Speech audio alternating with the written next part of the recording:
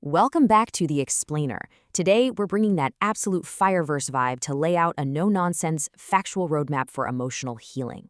We're pulling our insights directly from the works of author Blaize On'Fyah, specifically looking at her relationship guide on finding common ground. Listen, if you've ever felt stuck on a merry-go-round of bad relationships, or if you catch yourself pushing good people away just out of pure fear, this explainer is exactly what you need. We're going to dig into the facts of emotional recovery and map out a practical, step-by-step plan to get you right back on track. Here's the roadmap for today's intentional healing. We'll hit 5 key areas. First, hearts on ice. Second, identifying core wounds. Then, emotional first aid. After that, replacing avoidance. And finally, how to boss up in love. Let's get into it. All right, starting with section 1, hearts on ice, or what the source perfectly describes as the avoidance epidemic. You know the saying, hurt people hurt people? Well, it's a cliche for a reason. It's so true. Look at the modern dating scene. People experience something terrible, they let it completely harden them, and then they just sit back and complain that they can't find what they actually want in life. Believe it or not, there are so many people out there suffering in absolute silence. They're walking around with a fake smile, bouncing rapidly from person to person looking for love. But because they haven't dealt with their own pain, they just end up spreading it to the new people they meet. It's a vicious, unbreakable cycle unless you make an active decision to stop it. It's actually kind of wild when you contrast these two forces in today's society. On one hand, you have this absurd trend where it's considered cool to be a savage. People play off their hurt for laughs, acting tough, pretending they don't care about anybody. But anyone paying attention sees right through it. That savage behavior is clearly masking some intense hurt, disappointment, and anger. Because on the flip side, deep down inside, those exact same people are desperately craving a real connection. They're searching for someone to love them just as fiercely as they want to be loved. That massive disconnect leads us right into section 2, identifying core wounds, so we can finally stop suffering in silence. If we want to change our outcomes, we've got to spot the root of this defensive behavior. And there are some major red flags that someone hasn't taken the time to heal.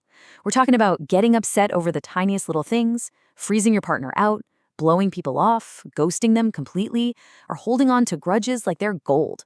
If you're doing these things, you've got to recognize you're operating from a place of unhealed anger, not strength.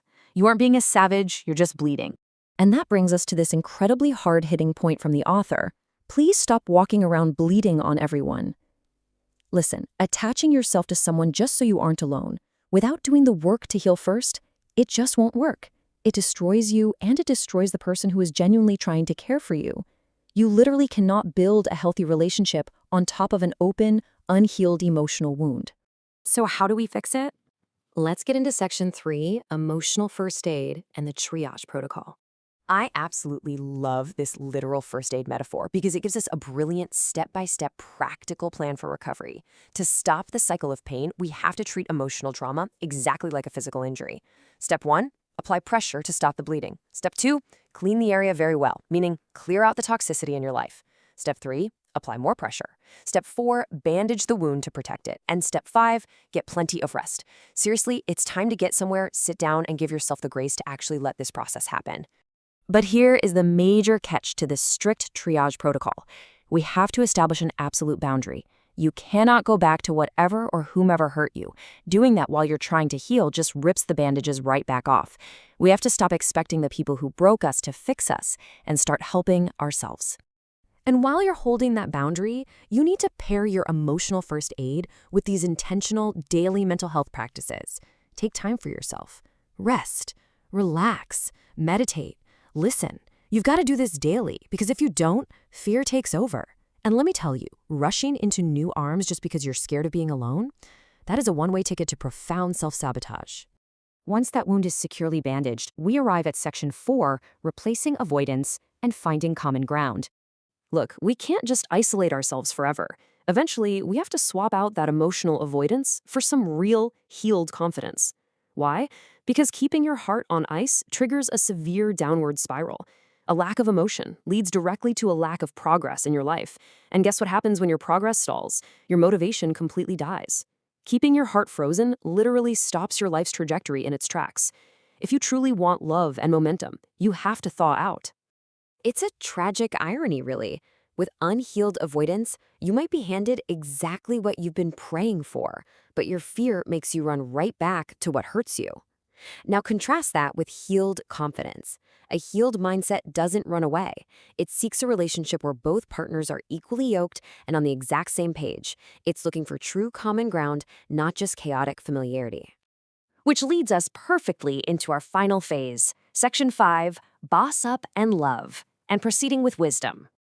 This is the evolution phase, guys. This is where we take full accountability and step back into our lives with total authority. Feel the energy behind this quote. Boss up your life and never let anyone play you like you're a simpleton. Yes, someone hurt you in the past.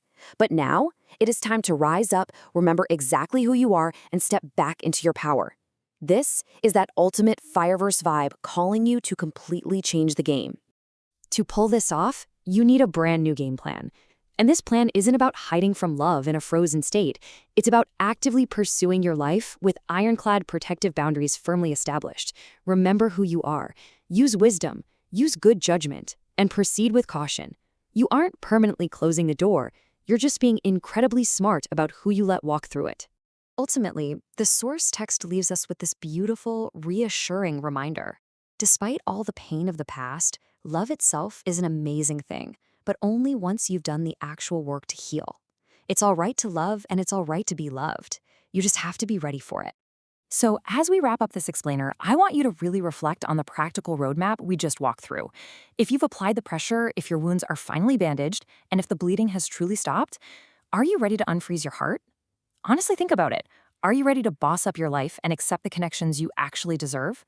I really hope this breakdown gave you the clarity and the structured facts you need to kickstart that healing process today. Keep learning, keep growing, and I'll catch you in the next explainer.